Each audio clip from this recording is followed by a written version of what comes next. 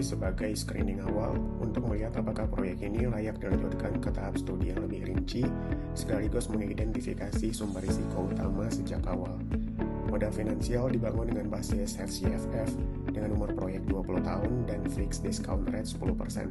Dua rute proses yaitu kaustik dan acid dimodelkan secara paralel dan biaya pengelolaan residu radioaktif juga dimasukkan sejak awal. Berikut asumsi kunci model yang digunakan yang dibuat secara konservatif.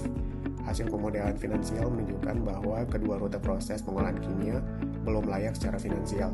NPV masih negatif, IRR berada di bawah discount rate, dan discounted payback tidak tercapai dalam umur proyek.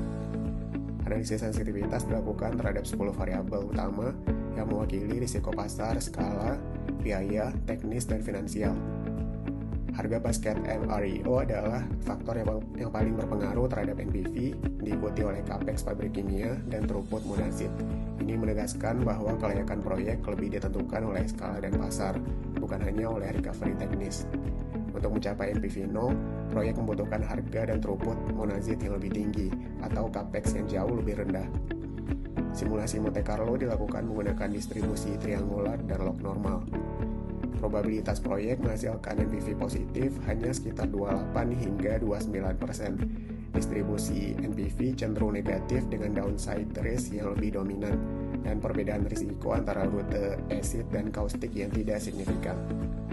Kesimpulannya, pada kondisi yang dimodelkan saat ini, proyek ini belum layak secara ekonomi dan juga memiliki risiko yang cukup tinggi. Namun, proyek ini tetap relevan bila diposisikan sebagai proyek strategis nasional dengan dukungan penuh oleh negara, bukan sebagai investasi komersial penuh.